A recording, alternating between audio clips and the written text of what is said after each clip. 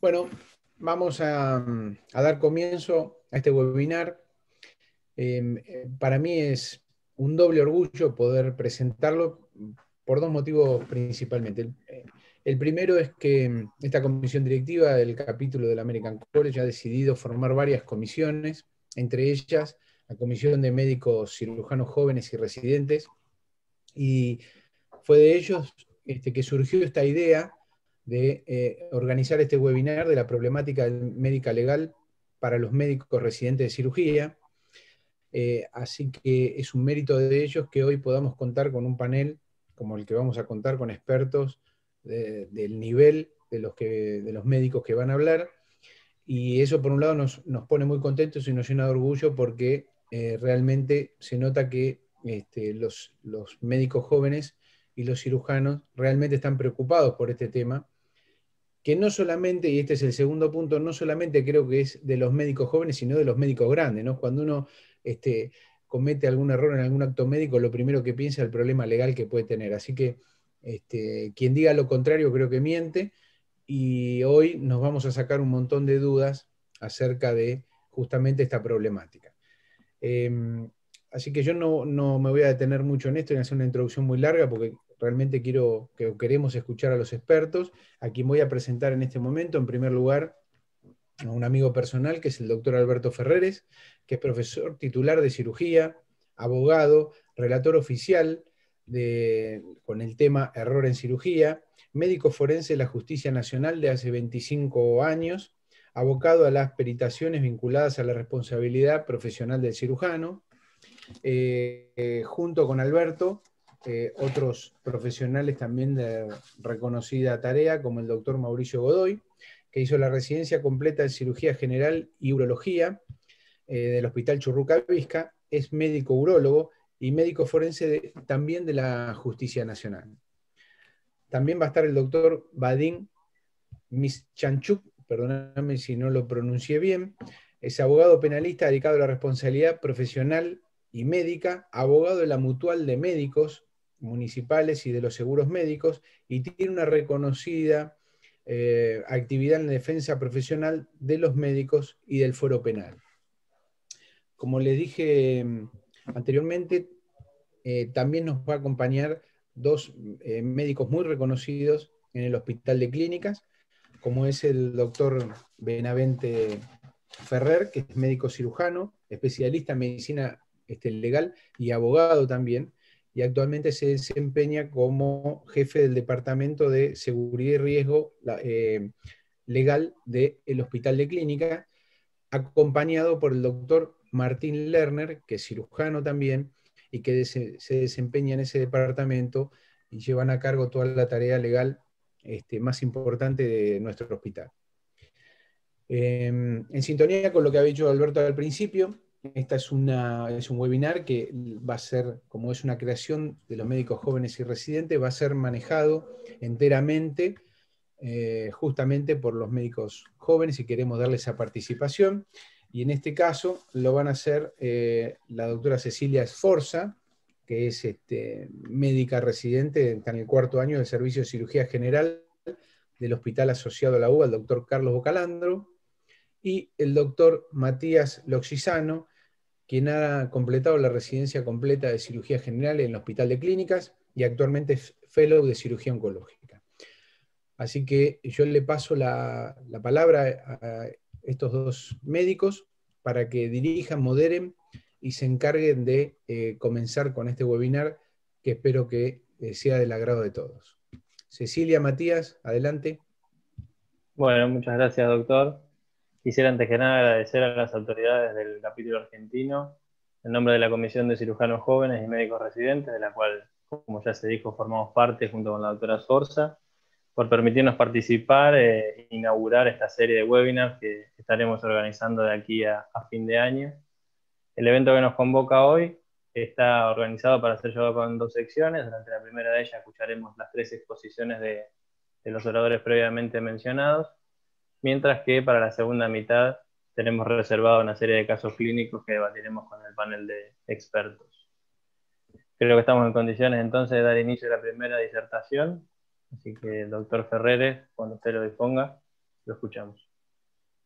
Bueno, gracias a todos, gracias Diego por las cálidas palabras, tenemos una amistad de años, gracias a la Comisión de Cirujanos Jóvenes, gracias doctor Lochisani y doctora Esforza. Una mención especial a Clara, la secretaria del capítulo, y a Jorge, nuestro hombre informático, y a la Asociación Médica del Hospital de Clínicas por el apoyo constante para poder llevar esto a cabo. Yo voy a hablar un poco de la responsabilidad legal que tiene el médico residente y fundamentalmente esto tiene que ver con algo que es la falta de conocimiento que tiene el médico residente respecto de si es o no responsable. Y este trabajo que presentáramos 5 años atrás evidenció el desconocimiento generalizado que tienen los médicos jóvenes en formación de las pautas de accionar y de las implicancias que tiene la actividad. Y lo primero que cabe decir es que el médico residente como médico y habiendo estado y teniendo matrícula profesional es responsable del momento en que tiene la matrícula habilitante expedida.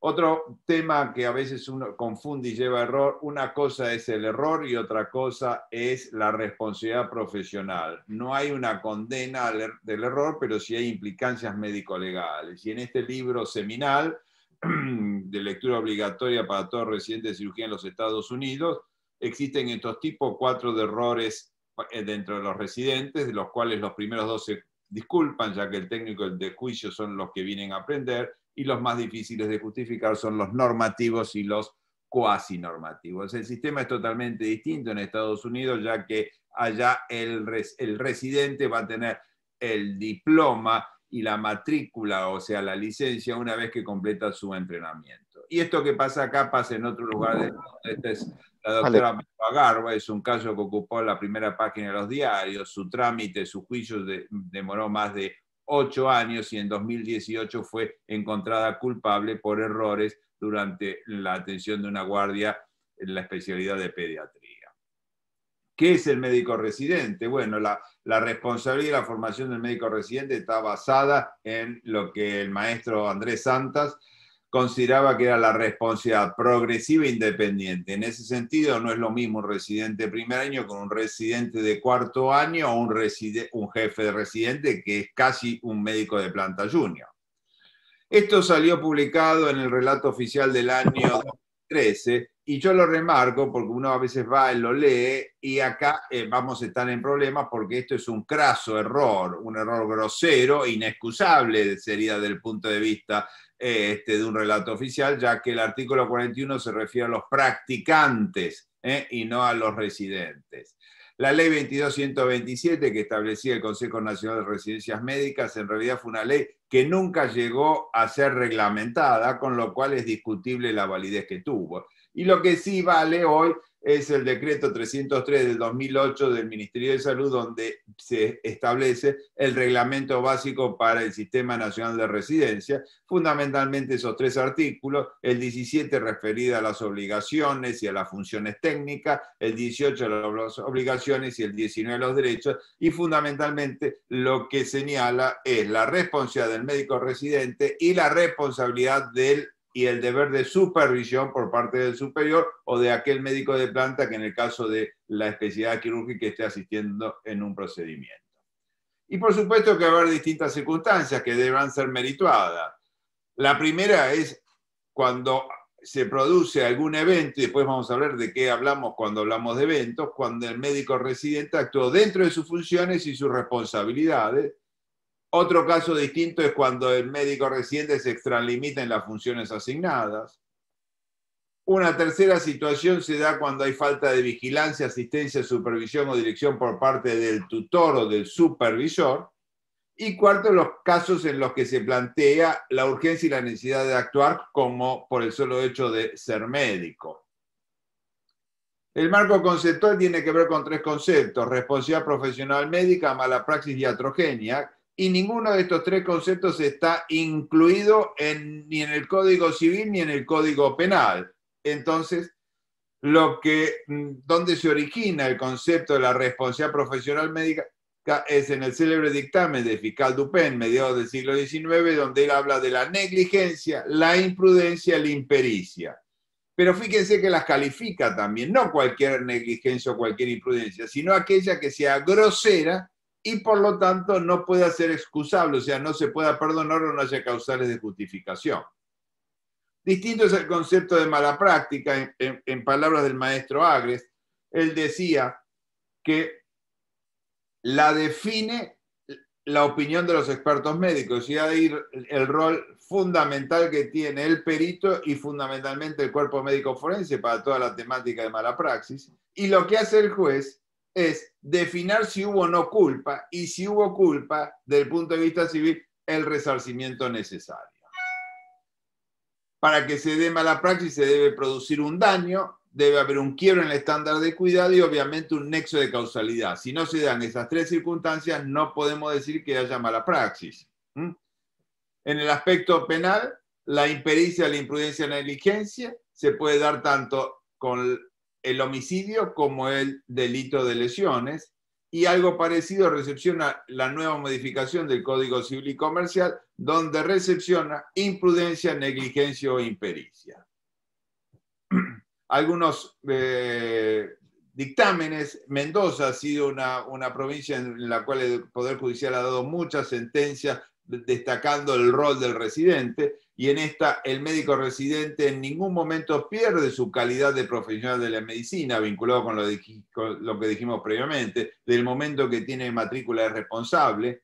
No se lo puede eximir de responsabilidad nada más que por ser residente. Lo que sí hay que dejar en claro es que muchas veces el residente es el escriba de la documentación médica y no el ejecutor de las prácticas médicas. Es un tema que uno trata de poner de relieve en los dictámenes por responsabilidad profesional.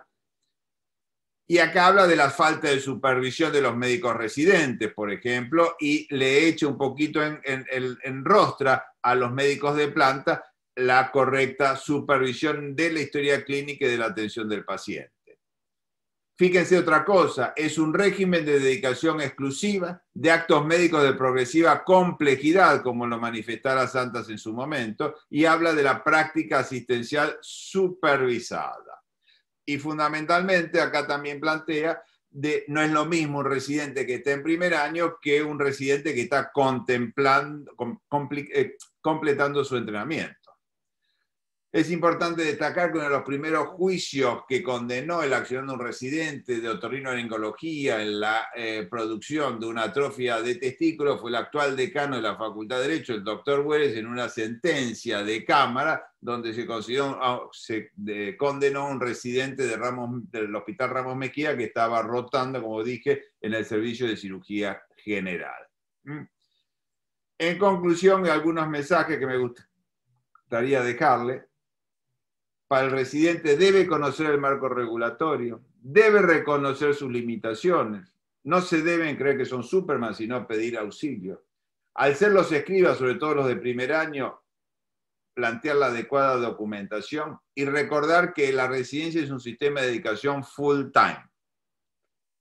Y no me dejaría dejar, ya que me quedan algunos minutos adicionales, destacar el impacto emocional que tiene la llegada de una querella o una notificación en el espíritu del residente, que tiene un impacto de estrés y emocional que realmente es notorio.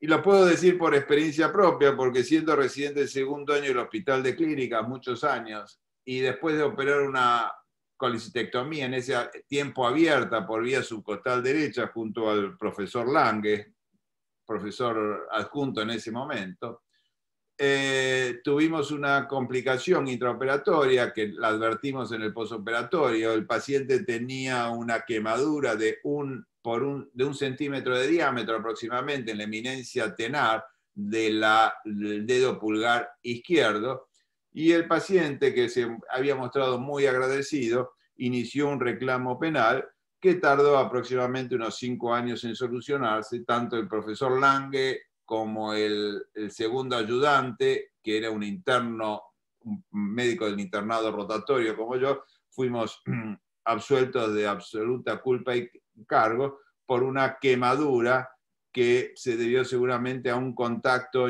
no intencional entre la plancha del electro, que en ese momento no era adhesiva, y la manija y la mano que sostenida por una. Así que bueno, las preguntas estoy a vuestra disposición, las haremos seguramente al finalizar los 3 expositores, y nuevamente muchas gracias por la invitación y mis felicitaciones a la Comisión de Residentes y Cirujanos Jóvenes de nuestro capítulo. Gracias a todos.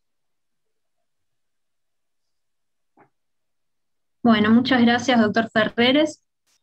A continuación, el doctor Godoy va a darnos su charla. Adelante, doctor.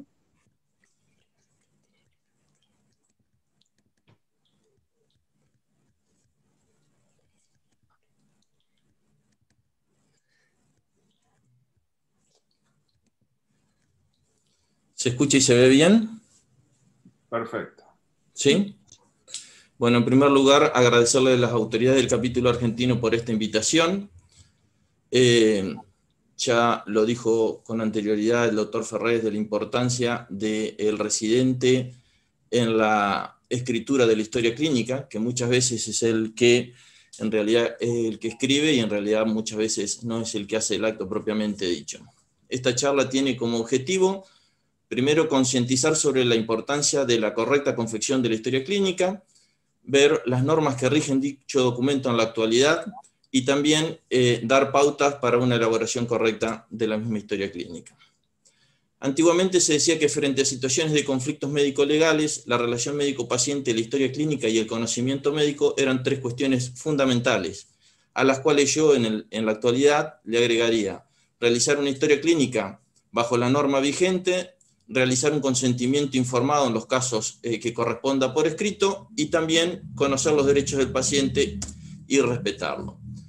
Tenemos que saber que la historia clínica no solo es un documento legal, sino que brinda información asistencial, administrativa y científica. Estas son las numerosas leyes que han sido modificadas, ampliadas, de las cuales la más importante es la 17132, que fue sancionada en el año 1967 y que regula el ejercicio de la medicina, odontología y actividades de colaboración. Si bien la misma se limitaba a establecer la obligatoriedad de la redacción de este documento y también la conservación y la no vulneración del secreto profesional, era sumamente escasa la normativa para la confección de una historia clínica, motivo por el cual en el año 2009 se sanciona la ley 26.529, que se encuentra actualmente en vigencia, que trata de los derechos del paciente, de la historia clínica y el consentimiento informado. Fue modificada parcialmente por la ley 26.742 en el año 2012. Estos 3 ítems, los derechos del paciente, la historia clínica y el consentimiento informado, están relacionados, ¿sí? Porque no solo se debe no solo se deben cumplir, sino que también los mismos deben quedar sentados en las historias clínicas, con el objeto de poder evitar situaciones antijurídicas. En referencia a los derechos del paciente, el paciente tiene derecho a la asistencia, al trato digno, a la intimidad, a la confidencialidad, ¿sí? A la información sanitaria y a las interconsultas. Y al respeto, obviamente, de su voluntad, ¿sí? La 26.529, en su artículo 12, comienza definiendo y dando alcance de lo que es la historia clínica. Y dice que es un documento obligatorio, cronológico, y el cual debe ser foliado y completo, y en el cual deben contar todas las actuaciones realizadas al paciente por los profesionales, no solo de la salud, sino también por los auxiliares. En referencia a la confección obligatoria, significa que cada enfermo debe tener una historia clínica y que cada médico debe elaborar dicha historia clínica. A su vez, cada médico tratante debe dejar constancia de su participación y en una historia única, en un cuerpo unificado. La forma de dejar constancia también requiere de que figure en la historia clínica el nombre, apellido, firma y número de matrícula del profesional actuante. La identificación de cada uno de los actos médicos lo que nos permite es saber la autoría de los mismos. En cuanto a la norma, también establece la cronología. ¿Y qué significa eso? Que cada acto sentado en la historia clínica debe ser fechado contemporáneamente para poder vincular cronológicamente los hechos que ocurrieron con el paciente. Es decir, se realiza una cirugía y después de la cirugía se debe confeccionar el parte quirúrgico, no dentro de 3, 4 o 5 días. Otro de los ítems que establece la ley es la foliatura. Esta exigencia se encuentra en la necesidad de poder seguir un seguimiento ordenado de los sucesos que componen la historia clínica y de lo que sucedió con el paciente. Esto también evita problemas de autoría y también constituye un recaudo para evitar sustracciones de determinados segmentos de la historia clínica. Cuando la norma habla de que la historia clínica también debe ser completa, significa que debe ser autosuficiente, que se tiene que poder seguir desde el principio y entender desde el principio de la historia clínica hasta el final. Y principalmente en la forma de confección tendría que ser un documento esencialmente descriptivo. El mismo, para ser considerado completo, debe contener la fecha de confección, los datos identificatorios del paciente y su núcleo familiar, los datos identificatorios del profesional interviniente y su especialidad, registro claro y preciso de los actos realizados por los profesionales y auxiliares de la ciencia médica, contar con los antecedentes fisiológicos, patológicos y genéticos si lo hay, y todo acto médico o indicado. También la prescripción, suministro y realización de tratamientos. Los estudios, principalmente los complementarios con diagnóstico presuntivo, y las constancias de intervenciones de especialistas con diagnóstico, pronóstico y evolución, como así también los ingresos y los egresos o alta médica. La norma establece que el titular es el paciente, que la entrega, en caso de que la solicite, es en el término de 48 horas, salvo en emergencia que no es definida por la norma, y que la copia debe ser autenticada por una autoridad sanitaria. También la norma establece, aparte de que debe ser completa, la integridad de la historia clínica. ¿Qué significa? Establecen todos los elementos que forman parte de la misma y que cuando se solicita deben también ser también enviados, se deben también dar, que son el consentimiento informado, las hojas de enfermería, las planillas de enfermería, los protocolos quirúrgicos, las prescripciones etarias, los estudios y prácticas realizadas, rechazadas o abandonadas. Muchas veces sucede que recibimos como peritos las historias clínicas y la información más importante viene de los reportes de enfermería y no lo que se escribió. También la norma establece que la historia debe ser única. ¿Qué significa? Que por cada paciente tiene que haber una sola historia clínica, pero además que se debe identificar dicha historia clínica por medio de una clave uniforme, la cual debe ser suministrada también al paciente. La norma establece que la historia clínica puede ser en soporte papel, cuidando siempre que sea legible, y también puede ser realizada en soporte informático. Y establece que si es en soporte informático tiene que ser íntegra, como hablamos anteriormente, tiene que ser auténtica, inalterable, tiene que ser perdurable y la recuperación tiene que ser de los datos en tiempo y forma. Tiene que tener usos de acceso restringidos con claves de identificación, tiene que contar con medios no reescribibles de almacenamiento y con control de modificación de campos o cualquier otra técnica que pueda asegurar su integridad. Y si se utilizan abreviaturas, tienen que ser en base a la Organización Mundial de la Salud. La Ley 25.506 introdujo en nuestro sistema legal la firma digital. Eso es muy importante porque como resultado todos los documentos digitales firmados hoy digitalmente son actos jurídicos con una presunción de autoría e identidad. Este instrumento digital es válido de realizar en soporte papel, pero el soporte papel tiene mucho menos fuerza probatoria que el instrumento digital. Por lo tanto, vamos o tendemos hacia eso. Este es un pequeño cuadro que compara una historia clínica manuscrita con una historia informatizada. Y como verán, la disponibilidad de la informatizada puede ser en varios lugares, el contenido seguramente va a ser más completo, la tipografía va a ser más legible, la firma siempre va a estar firmada, la datación siempre va a estar con fecha y hora, la continuidad va a ser generalmente cronológica, los registros van a ser mucho más claros que la manuscrita, va a estar estandarizado el ingreso de datos, la confección va a ser más veloz y la cantidad de información va a ser mayor. Esto es, digamos, hacia lo que vamos, hacia historias clínicas informatizadas.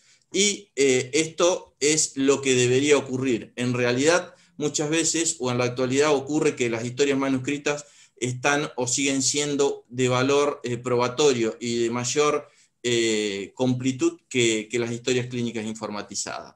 Así como en el marketing se estableció un sistema que es el FODAT, en medicina también está el SWAP, ¿sí? Que es un sistema que permite sistematizar y ordenar el contenido de una historia al momento de confeccionarla, que lo desarrolló un médico estadounidense y que esas siglas responden a subjetivo, es cuando se registra cómo se siente el paciente. La O es de objetivo, que es el registro de los datos positivos, tanto del examen físico como de los estudios complementarios. La A corresponde al análisis a partir de los datos subjetivos y objetivos para realizar los diagnósticos, y la P corresponde a plan de tratamiento. Doctor Godoy, le restan 3 minutos, por favor. Listo, ya estamos terminando. Bueno, para finalizar entonces, la historia clínica tiene importancia probatoria, es la fuente de información de los actos desplegados por los profesionales, es muchas veces una constancia decisiva en todo proceso, ¿sí? Y pone de manifiesto todo lo que el profesional ha hecho o ha dejado de hacer. El deber de documentar todo lo actuado es más importante que otros, por lo cual su incumplimiento jamás puede ser tomado como un pase libre. Es decir, no escribir una historia clínica puede llegar a perjudicarnos en nuestro accionar notablemente frente a la justicia. En los casos seguidos por responsabilidad médica, la peritación legal y la historia clínica son los elementos de prueba esencial para valorar si la conducta del profesional se adecuó al ex artis o no. Al principio hablamos de estrategia y estrategia para confeccionar la misma. Yo diría que parte de esa estrategia sería escribir la verdad, respetar las normas al momento de su confección, por lo tanto hay que conocerlas, evitar discrepancia en la historia clínica, no dejar espacios libres, no usar correctores, sino tachar y salvar, incorporar a la evolución diaria los resultados de los estudios complementarios, todos los ítems deben ser completados en el mismo momento, todas las evoluciones deberían ser pertinentes, relevantes y objetivas, y todas las decisiones deberían ser fundadas científicamente. Como conclusión, podemos decir que una historia clínica es un documento que debe ser confeccionado de acuerdo a las normas vigentes, que debe permitir reflejar y entender el accionar médico desde el inicio hasta el final, que debe ser confeccionado en tiempo, forma y debe servir como medida de prueba frente a una litis. Dada la importancia de la misma desde la esfera médico-legal, debería ser supervisada por los superiores. Y como conclusión podemos decir que los profesionales de salud somos muchas veces absueltos o condenados con las pruebas que nosotros mismos elaboramos y producimos. Muchas gracias y principalmente al doctor Ferreres por la invitación, así que bueno, muchas gracias. Muy amable, gracias. Muchas gracias, doctor Godoy. Antes de continuar, a la audiencia, bueno, los invitamos a todo el público a realizar preguntas, si quieren a través del chat o levantar la mano para ser contestadas al final. Bueno, ahora continuamos con la charla del doctor Mischanchuk. Adelante, doctor. Bueno, muchas gracias. Buenas noches a todos. Muchas gracias por la invitación. Me invitaron a hablar sobre qué pasa cuando el médico recibe la demanda. Interesantísimo, la verdad que pocas veces me han invitado a dar una charla con esta introducción tan práctica, ¿no? Tan cotidiana. Primero les quiero decir que hace 21 años que me dedico a defender médicos en los juzgados penales y les voy a dar una máxima que cae como un baldazo de agua fría. Pero aquellos que pintan algunas canas saben que es cierto. Hoy no hay médico que termine su carrera sin haber pasado por tribunales. Esto es una máxima, esto duele escucharlo, y los médicos jóvenes, muchos de ellos residentes, que están en una vorágine, como es la residencia, yo trabajo para la Asociación de Médicos Municipales, así que conozco las residencias que se hacen en los hospitales públicos de la Ciudad de Buenos Aires, y sé que es una vorágine, que es una exigencia tremenda. Entonces, cuando uno da estas charlas, el residente a veces piensa que está exagerando. Déjenme decirles que no. que no estoy exagerando, que no exageró el doctor Alberto Ferreres cuando hizo su exposición y que no exageró el doctor Mauricio Godoy cuando le tocó su parte. Voy a tomar unas palabras de Alberto y de Mauricio. Alberto habló de desconocimiento, y es verdad, dando este tipo de charlas en Posadas o en Tierra del Fuego, el diagnóstico al que llego cuando tengo este contacto con ustedes, que celebro estos contactos previos a los juicios, prefiero esta charla antes de que ustedes me vengan a ver con la demanda o con la cédula penal. Entonces, la palabra que dijo Alberto fue desconocimiento. Coincido plenamente, Alberto, con vos, desde el lugar de abogado defensor. Cuando el médico llega a la consulta y empezamos a intercambiar los hechos, lo que le pasó, qué recibió, y me empieza a contar el hecho, le digo, pero escúchame, ¿vos sabías que hay una ley sobre historia clínica? Una ley que habla sobre el consentimiento informado, y ahí tomo palabras de Mauricio, y Mauricio habló muy bien sobre lo que es la historia clínica. Y voy a tirar la segunda máxima de mi parte.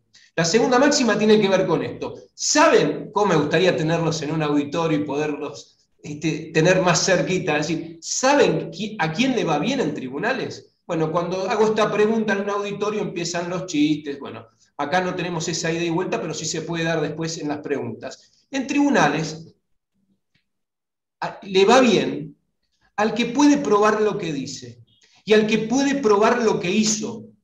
Y ahí tenemos el gran problema. A ver, como lo dijo Mauricio y como dijo Alberto, hay una falta de conocimiento en cuanto a que la historia clínica, más allá de ser, o sea, lo que es registrar un acto médico, es la base de los juicios. ¿Y saben por qué? Porque en tribunales no gana el que va y dice la verdad o lo que él considera que hizo bien. En tribunales gana el que puede probar lo que está diciendo, así de sencillo. Mirá, vos podés haber hecho todo fantástico, pero si no lo plasmaste en un buen parte quirúrgico, si no lo plasmaste en un buen seguimiento del postoperatorio, estás frito.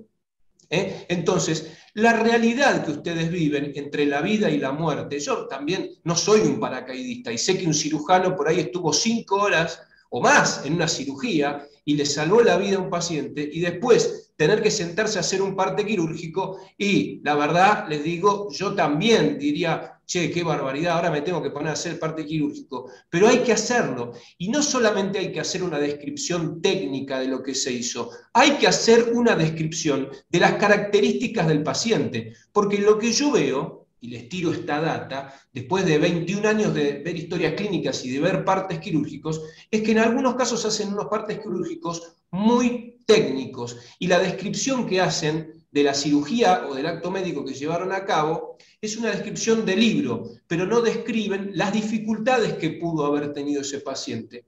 A ver, son todos cirujanos. ¿Es lo mismo operar a un paciente que tiene un panículo adiposo importante a uno que no lo tiene? No, no es lo mismo. Entonces descríbanlo. ¿Es lo mismo operar a un paciente que tiene antecedentes quirúrgicos que dejaron en sus órganos, y les pido disculpas por quizás la inexactitud de los términos médicos, pero dejaron adherencias y dejaron dificultades para llegar al lugar donde ustedes querían operar, que requirió que ustedes separaran órganos, separaran asas intestinales, y eso pudo haber provocado una lesión de una víscera hueca. Entonces, no es lo mismo. Entonces, una buena descripción en el parte quirúrgico de las características del paciente. Si el paciente tuvo antecedentes quirúrgicos, hay que anotarlos. Si esos antecedentes quirúrgicos dejaron situaciones o dejaron que ese organismo no sea tan fácil de operar, hay que plasmarlo, porque los jueces, y ahí va la tercera máxima, los jueces, escuchen bien, no resuelven sobre el hecho real. ¿Por qué? Porque no estuvieron en el quirófano. No tienen un video y un audio de lo que pasó en el quirófano, de lo que pasó en la sala de recuperación o de lo que pasó en la habitación en cuanto al seguimiento de ese posoperatorio. Entonces los jueces, lo primero que tienen que hacer para evaluar el caso es reconstruir el hecho. Y vuelvo sobre las palabras de Mauricio. ¿Reconstruir el hecho dónde? En una historia clínica. Y lo que hay es un desconocimiento, y vean cómo voy citando todo el tiempo a Alberto y a Mauricio, hay un desconocimiento acerca de la importancia que implica el registro del acto médico. Hoy ser médico, y no en la Argentina, en el mundo, tiene una parte asistencial y una parte registral. Depende de la organización en la que te toque trabajar, porque en estos años he visto cómo hay médicos que trabajan en mejores y en peores condiciones, no lo vamos a negar, no es lo mismo la guardia de un hospital que está desbordado y un quirófano que es un entrar y salir permanente de gente, y ni hablar de las circunstancias de tiempo, modo y lugar. Pero bueno, hay que asumirlo. No solamente hay que hacer buenas historias clínicas porque lo dice la ley, leyes que ustedes desconocen. Veo un gran desconocimiento del marco legal, que en la segunda charla hubo una descripción de cuántas leyes puso Mauricio en su charla. Eran un montón, es muy difícil, por eso es que celebro esta iniciativa, la verdad es que la celebro de corazón, porque es la única forma que tienen los residentes de adquirir este conocimiento. Cuando salen de la facultad, no salen con la cantidad de conocimiento en temas médico-legales necesarios para afrontar la dura realidad a la que tienen que someterse los médicos residentes día a día en nuestro país y en otros lugares del mundo. Entonces, para ir cerrando esta idea, ¿qué hago cuando me llega la demanda? Y les diría una cosa y se las digo con el mayor afecto. Ya tienen que tener plan A, plan B y plan C. No pueden, ahora que tienen esta oportunidad y que este título tan original y tan disparador, tienen que ponerse a pensar. No tenemos que llegar a ese momento, no tenemos que llegar a pensar qué hacemos cuando nos llega la demanda, porque ¿qué les dije? La primera máxima, no hay médico que termine su carrera sin pasar por tribunales. Entonces, después de esta charla, ya se tienen que poner a pensar que, y se los digo no por ser negativo, porque es todo lo contrario, siempre veo la mitad del vaso llena, ya se tienen que poner a pensar, ¿qué voy a hacer cuando me llegue la demanda o cuando me llegue la denuncia penal? Ya sea que me citen como imputado, como demandado o como testigo. Porque si te citan como testigo, hoy estuve charlando con unos médicos de un hospital del sur de la ciudad de Buenos Aires, citados como testigos en el momento, porque el paciente que estaba esperando en la guardia, cuando lo fueron a ver en la sala de espera, estaba muerto. Entonces, todo médico va a ir a declarar. Entonces, gracias Alberto por haber puesto este nombre, este disparador, porque esto me lleva a decirles, con el mayor de los respetos, no tienen que esperar al día que les llegue la demanda. Ya termina esta charla y se tienen que poner a pensar, ¿qué hacemos? ¿Y qué hacemos? Tenemos que tener una red de contención. ¿Cuál es esa red de contención? Hoy no hay médico que trabaje sin tener la posibilidad de acceder a un equipo que lo respalde dentro de la institución. Hay instituciones que tienen comisiones de riesgo médico legal, cosa que recomiendo. Hay instituciones que acompañan a los médicos que están trabajando y haciendo la residencia en ese lugar. También tienen que tener un seguro, necesariamente tienen que tener un seguro, tienen que saber si es un juicio civil, es por plata, tienen que tener gente que los defienda en el fuero civil, abogados y peritos médicos especialistas. Basta de todólogos. Si tienen un tema quirúrgico, el perito tiene que ser un cirujano. Y si es un tema civil, el abogado tiene que ser un abogado especialista en temas civiles, y si es un tema penal, es un abogado especialista en temas penales. Entonces, ¿qué hago? No entro en pánico. ¿Qué hago? ¿La guardo en un cajón? No. Créanme que a veces la negación y el miedo que genera tener un juicio hace que ustedes guarden la demanda o la notificación en un cajón, o que le pregunten a un abogado de la familia o a un abogado amigo. Y la verdad es que de buenas intenciones está plagado el camino al infierno, como dice el dicho. Entonces, si reciben una demanda o una denuncia, lo que está en juego es su matrícula o su patrimonio. Entonces, no tienen que consultar a un abogado amigo, no tienen que consultar al vecino, no tienen que consultar al abogado que no sea especialista. Tienen que accionar inmediatamente.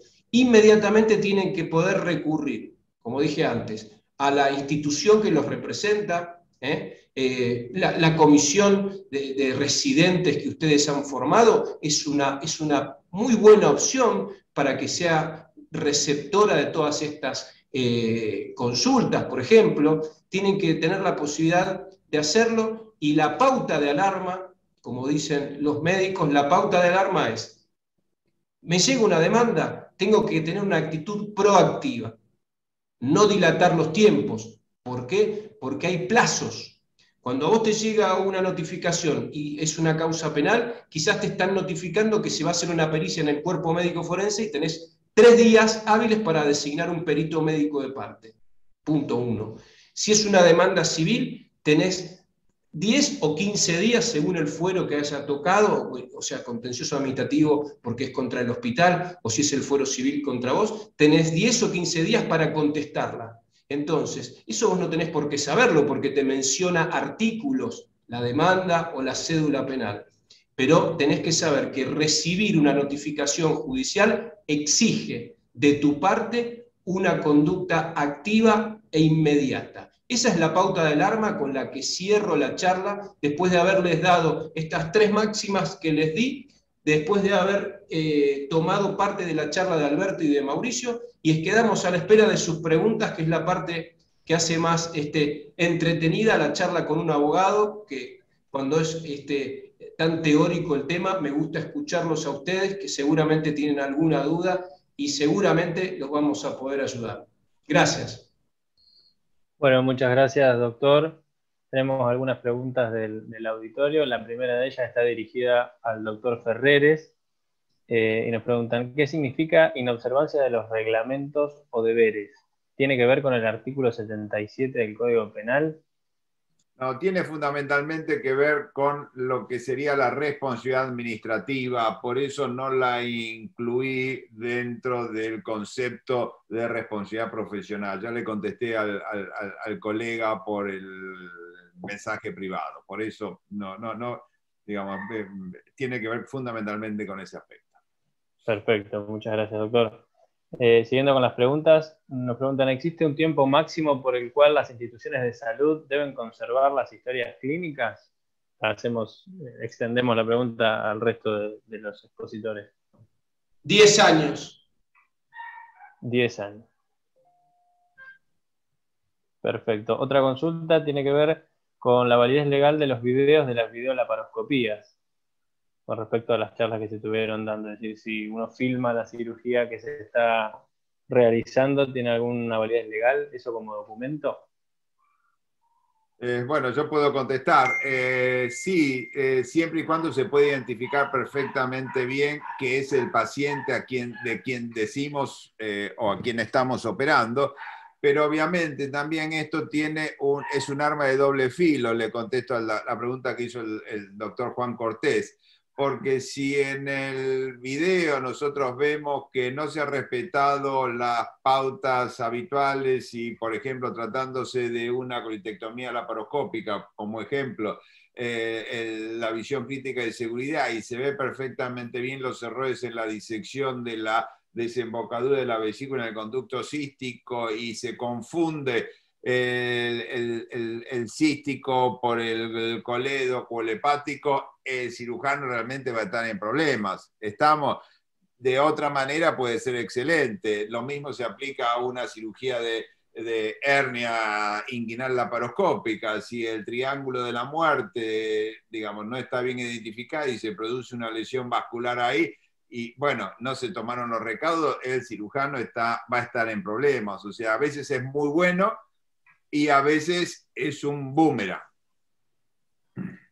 Matías, ¿puedo hacer una pregunta? Sí, adelante.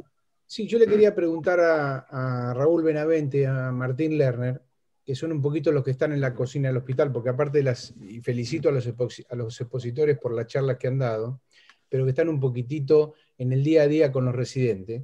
Por supuesto que en esta época de pandemia ha bajado el número de la cirugía de todos los hospitales, entonces me imagino que también debe haber bajado el número de casos de mala praxis, o de consulta, por ejemplo, por mala praxis, pero ¿cómo es, en qué en promedio ustedes los consultan los residentes del hospital, y cómo es el asesoramiento que ustedes les brindan desde el departamento de legales del hospital de clínica?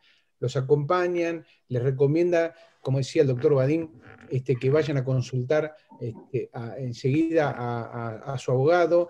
¿Van ustedes a una mediación? Contarnos un poquito, Raúl y Martín, cómo es el acompañamiento que le hacen ustedes a los, a, los, a los residentes, que es lo que más le importa justamente en esta charla.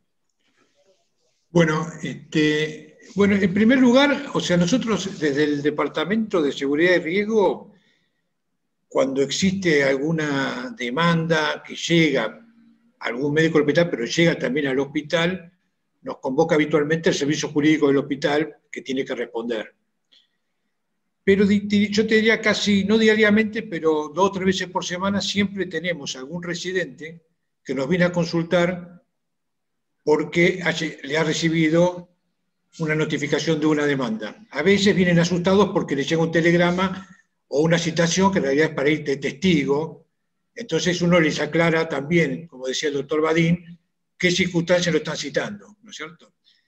Hay un tema central que nosotros cuando comienzan la residencia ponemos hincapié fundamental en que todos tengan un contrato de seguro. Pasa a veces, y nos ha pasado últimamente con un residente que no tenía seguro, lo sacó el seguro después de los 4 o 5 meses de la residencia, pero el hecho fue, apenas había entrado en la residencia hacía un mes y medio, con lo cual quedó descubierto del seguro. Entonces yo creo que lo más importante es asesorarlos, acompañarlos en el momento para, como decía Michanchuk, calmarlos un poco porque siempre viene el temor de no saber qué hacer. Entonces, los que tienen seguro normalmente, las compañías de seguro, los abogados los asesoran y los tranquilizan, pero muchos de ellos no lo tienen. Entonces hay que contenerlos. Y también decirles si lo están citando en una causa penal o es una causa civil o es una testimonial. Y cómo van a venir las cosas. Eso por un lado. Por otro, tenemos, con el tiempo se fueron acostumbrando a notificarnos a nosotros cuando existe algún inconveniente con un paciente, o un paciente falleció, etc. Con lo cual nosotros, bueno, por supuesto, no mentir ni cambiar la historia, pero sí ver cómo van a abordar el tema en la historia clínica y fundamentalmente cuando, una cosa que siempre los aconsejo a los residentes, yo fui residente también, no lo hacía, cuando uno escribe la evolución diaria, que normalmente le escribe a la mañana, temprano llegó y vio al paciente, repite muchas veces las cosas, pero no revisa, no lee lo que puso durante la noche la enfermera en el repo de enfermería. Y en ese repo de enfermería yo les diría, y lo podrá corroborar también los médicos forenses que están acá, lo mismo que Michanchuk, yo les diría que en el repo de enfermería está prácticamente la demanda del abogado, porque él va a encontrar ahí cosas que el médico no las vio, o no las vio, no las escribió. Y hay incongruencia entre lo que escribió el médico después de la evolución y lo que dice el repo de enfermería. Entonces, cuando existe algún inconveniente de esto, o nos comentan que tuvieron un inconveniente con un paciente, tanto una lesión grave o un óbito, yo lo que reviso primariamente es esa congruencia entre lo que el médico escribió y lo que dice el repo de enfermería. Porque ahí normalmente es donde lo enganchan al médico y donde tiene más difícil pueda demostrar su inocencia. No sé, Martín, si tenés algo más.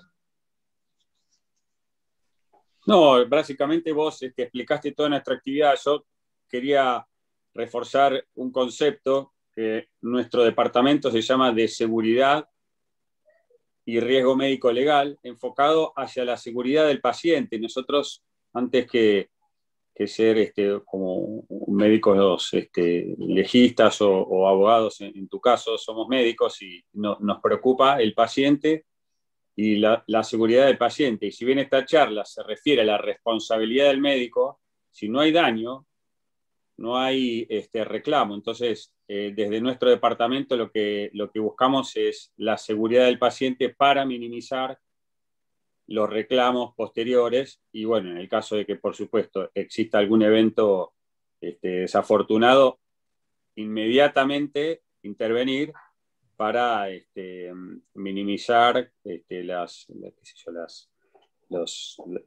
posibles fisuras, como decía Vadim, en la información y en la documental que se registra.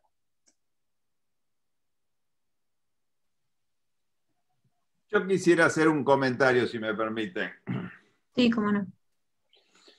Respecto a lo que planteó Martín, que me parece un excelente abordaje. No obstante, uno de los grandes temas que tiene el tratamiento del error en el proceso de atención médica y lo sistémico y no lo individual es cuando el error llega a la justicia.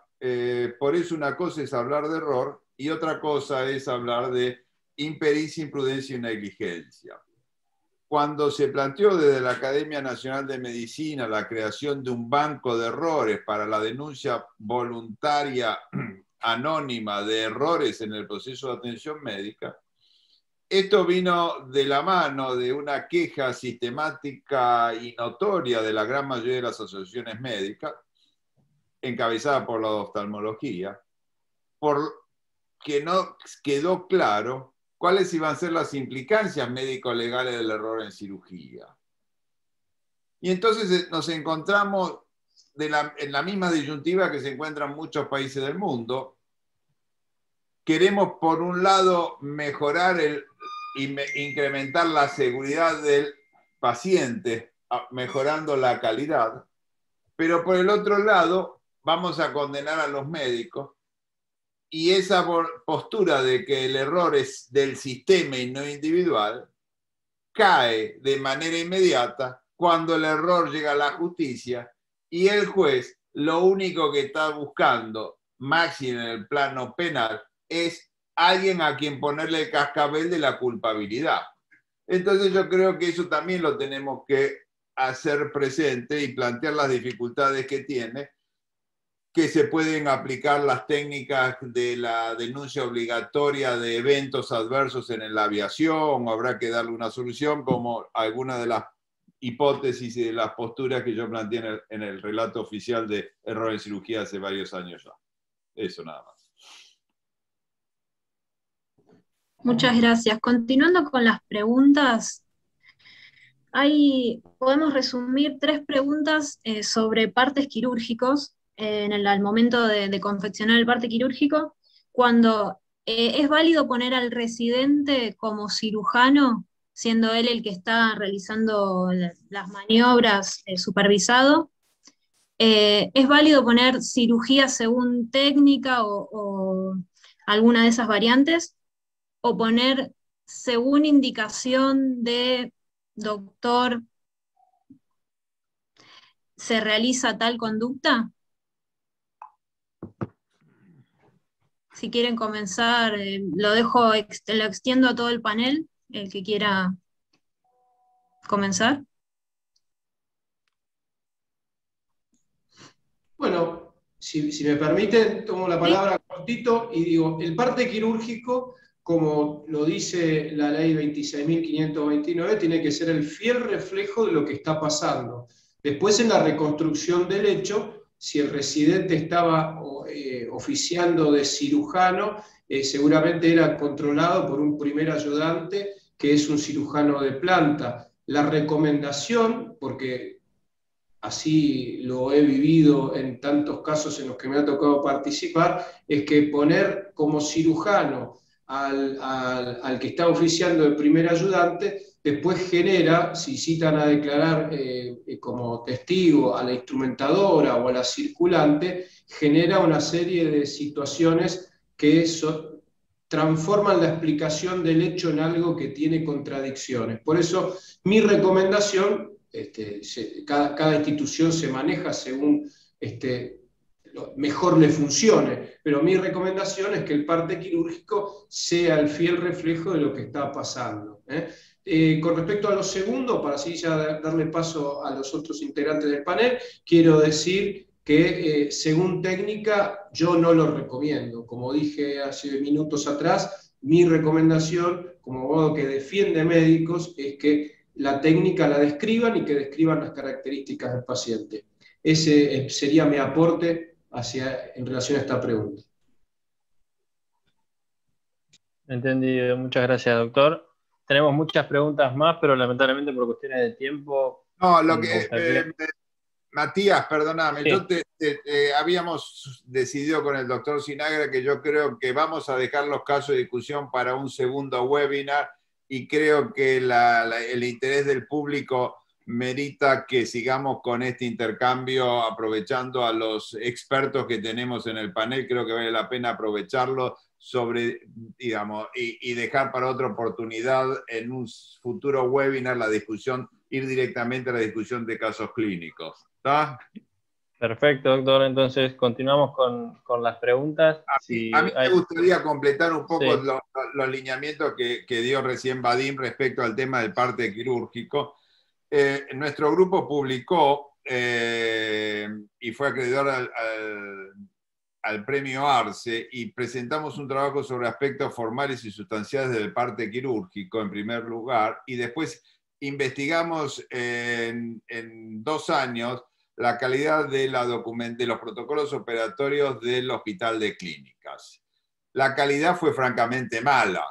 En ese sentido, podemos decir, por ejemplo, que respecto a la bilateralidad, el servicio de oftalmología, los 100 protocolos que evaluamos del servicio de oftalmología, no consignaba si se trataba del ojo derecho o izquierdo, con un agravante, que los partes quirúrgicos para la misma operación eran idénticos, estaban preformateados y estaban escritos en inglés. Respecto a la dificultad quirúrgica y la estadificación en caso de neoplasia, nadie la incluía. Con lo cual, podemos decir que la calidad de la documentación médica, en general en manos del residente de primer año o el más inexperto que está en el parte quirúrgico, es notoria. Y a esto me gustaría también agregar otro trabajo de investigación que efectuamos, en el cual se compararon 100 operaciones de colistectomía laparoscópica, en la cual le pedimos al cirujano de mayor experiencia y al residente de menor experiencia que participaban del acto quirúrgico que documentaran y escribieran el parte quirúrgico. Y lo que vimos fue una falta de detalle que superaba, tanto en aspectos formales como sustanciales, de más del 70%. ¿Y esto qué tiene que ver? Que no había la tarea de supervisión que podía o no consolidarse durante el acto quirúrgico, no llegaba a la elaboración y a la supervisión de elaboración del parte quirúrgico. Y siempre recuerdo a mi maestro Santa, que fue mi primer mentor cuando yo era residente del Hospital de Clínicas, que siempre recordaba que el parte quirúrgico es un elemento de docencia y en el cual uno aprende lo que hay que hacer y lo que no hay que hacer y cómo documentar el acto médico. Un último detalle, que veo ahí una pregunta, ¿quién debe figurar como cirujano? Bueno, indudablemente debe ser cirujano el que está llevando el bisturí con la adecuada supervisión. En algunas instituciones privadas o que atienden al sistema de medicina prepago por temas de documentación y de reimbursement, se lo coloca al cirujano principal como cirujano número 1 y al residente y eso en el fondo es la falsificación de un documento. Es muy claro. Una opción cabe reemplazarla por, en vez de poner cirujano, primer ayudante, segundo ayudante, por un renglón que sea equipo. Y ahí uno puede incluir al cirujano de planta, al residente, al segundo ayudante, etcétera, etcétera.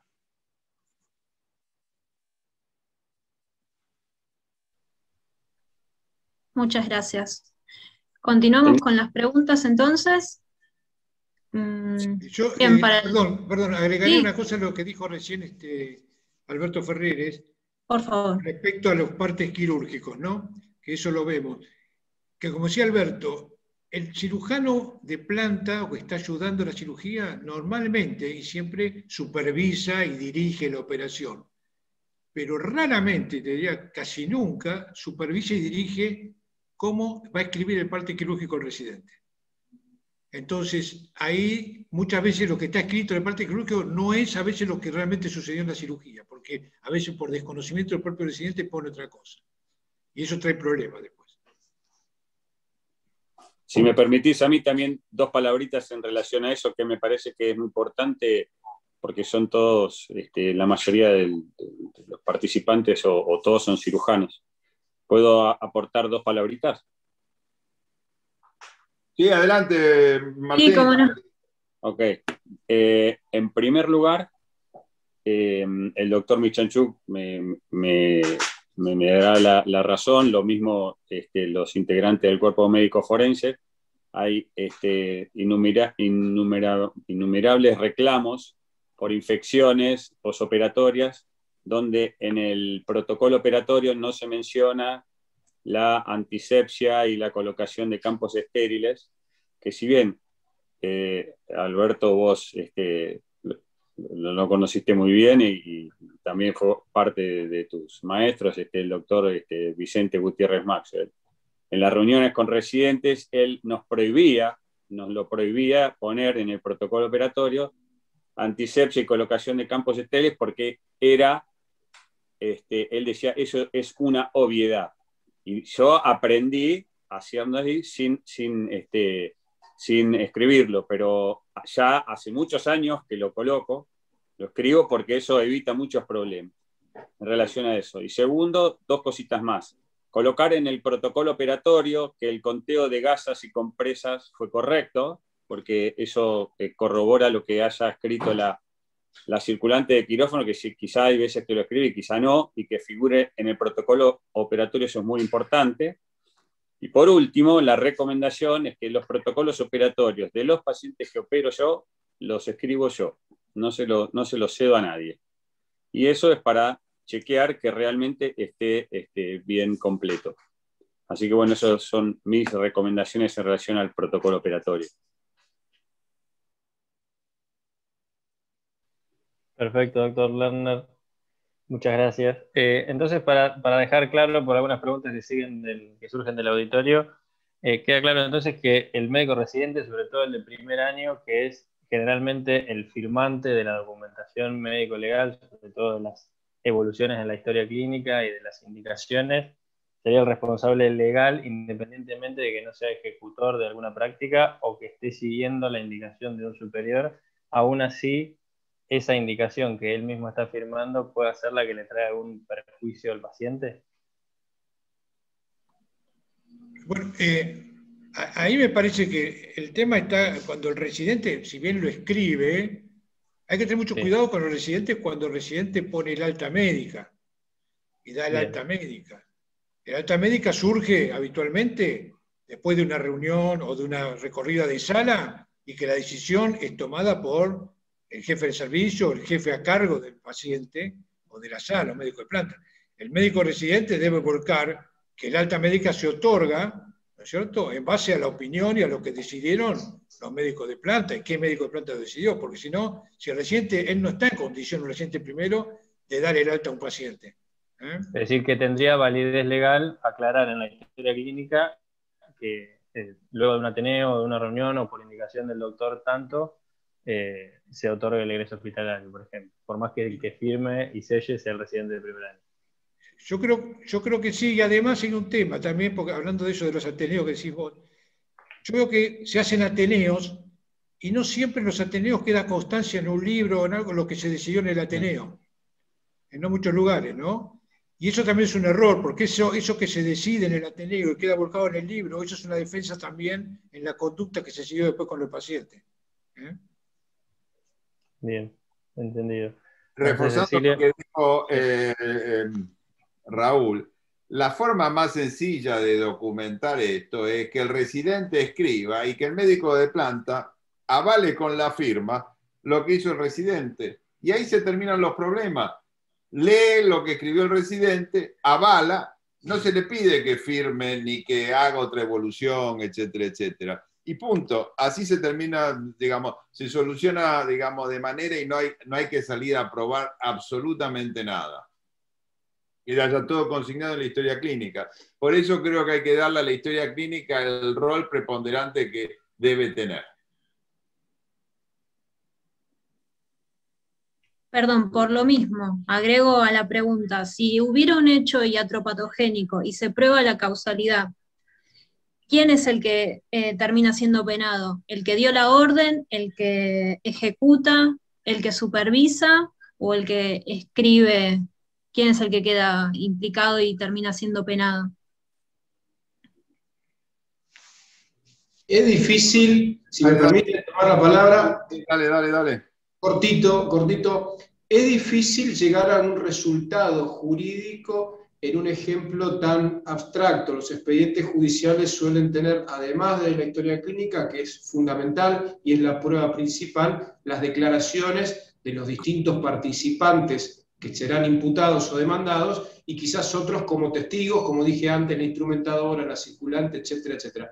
Es difícil darle un resultado jurídico único. Además, tengan en cuenta que me ha tocado participar en juicios orales en donde había 3 jueces y sobre el mismo hecho y sobre las mismas pruebas, los jueces llegaban a resultados jurídicos distintos. Por esto es muy importante que también los residentes tomen conciencia. Pasar por tribunales no es pasar por un filtro donde se llega a un único resultado. En mi experiencia personal, y Alberto y Mauricio, que también, y sé que está Raúl por ahí también participando o escuchando la charla, han participado de juicios orales donde un caso médico, donde por supuesta responsabilidad profesional o supuesta la mal llamada mala praxis, de los 3 jueces, 2 votan de una manera y 1 vota de otra manera, es decir, no hay un único resultado jurídico. Eso quiero decirlo porque muchas veces dicen, che, le preguntamos al abogado, le preguntamos al perito y toman eso como una verdad absoluta. Nunca el resultado que yo les puedo dar en un caso hipotético es la verdad absoluta. Así que va a depender del desarrollo de la prueba a quién le asigne responsabilidad ese tribunal o ese juez. No es tan matemático el tema. Pero obviamente lo que se hace en el fuero penal es desmenuzar, desglosar cada conducta. Si hubo una conducta que fue la de dar la orden, se evaluará si esa orden fue correcta para ese caso. Si alguien recibió esa orden, se evaluará si la cumplió conforme lo que se le pidió o si se excedió, como dijo Alberto en un momento de la charla, si se excedió en las funciones o si no llegó a cumplir lo que se le ordenó. Por eso no es posible dar una respuesta como blanco o negro. Bien, doctor Ferrer, ¿tenía algo para aportar? Mira, la verdad que no me acuerdo, iba a hacer un comentario, pero se me lapsus. Pero me gustaría, porque he visto varias preguntas y reforzando un poco lo que comentó Martín Lerner y Raúl Benavente, respecto al tema de las gasas. Uno de los grandes problemas con los que nos enfrentamos es que existen metodologías que permiten la tolerancia cero con los óblitos textiles, que lamentablemente no se han implementado en nuestro medio por una cuestión vinculada a costos, operatividad, etcétera, etcétera. Y esa es una pregunta compleja y complicada cuando un juez nos pregunta, ¿hay forma de evitar dejar una gasa? Sí hay forma, ya sea con la radiología sistemática de las gasas marcadas o con el tagging por radiofrecuencia, que es el método que más se utiliza en los países del primer mundo y con una cuestión de costo nosotros no lo podemos afrontar. El conteo, si bien es útil que quede documentado, en general se asocia con, digamos, la gran mayoría de los oblitos van de la mano con conteos correctos o presuntamente correctos. Tanto documentado en el report de enfermería, yo me acuerdo de hace mucho tiempo cuando se implementó el report de enfermería en el hospital de clínicas y la instrumentalidad tenía la obligación del conteo no solo de las gasas, sino del material de instrumental quirúrgico, porque uno cree que no solo se dejan gasas, se dejan pinzas. Y a mí me ha tocado en los últimos 25 años dictaminar pericialmente 4 pinzas de Kocher en la pelvis, por más que parezca una cosa muy traída de los pelos. Ese es un poco lo que yo quería, la aclaración respecto al tema de las gasas, que creo que en la próxima sesión uno de los casos que habían preparado los doctores Loxisano y Esforza se refería a este tema. Sí, así es. Teníamos un caso preparado con un oblito. Para ir cerrando ya, podemos hacer una de las últimas preguntas. Nos consultan que han encontrado protocolos quirúrgicos en una persona en el auditorio en donde se la incluye dentro del protocolo, dentro del parte quirúrgico, sin haber estado presente en la cirugía. Se cree que por cuestiones económicas del pago por ayudante, o bueno, desconocemos la causa. ¿Qué debería hacer esta persona en este caso?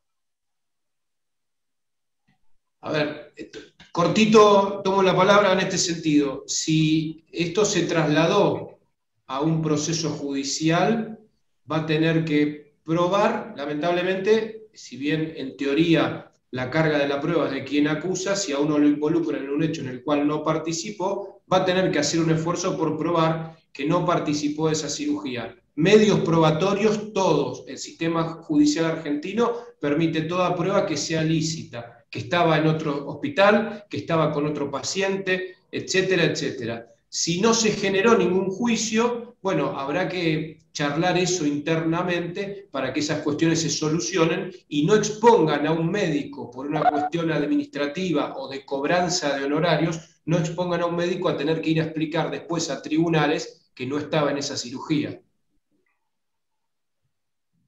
Es decir, entonces que tendría que ir a dar explicaciones a tribunales, por más que no haya estado... Sí. No olviden lo que dijo Alberto en algún momento. El parte quirúrgico es un documento privado si es una institución privada, y si es una institución pública es un documento público. Así que quien haya consignado datos falsos en un documento público o en un documento privado está cometiendo un delito de mayor gravedad si es un lugar público. Perfecto, muchas gracias. No sé si alguien del estrado tiene un consejo para los residentes, ¿no? De que cuando se reopera un paciente que ellos operaron y se va a reoperar, como consejo les digo que estén en la operación de la reoperación, ¿eh? Porque no solamente pueden ayudar al que lo va a operar, sino también pueden evitar que el que lo reopera los comprometa más, aún más de los problemas que tuvieron en la primera cirugía. O sea, es conveniente, y esto para todos los cirujanos, reoperar, estar en la reoperación de sus propios pacientes.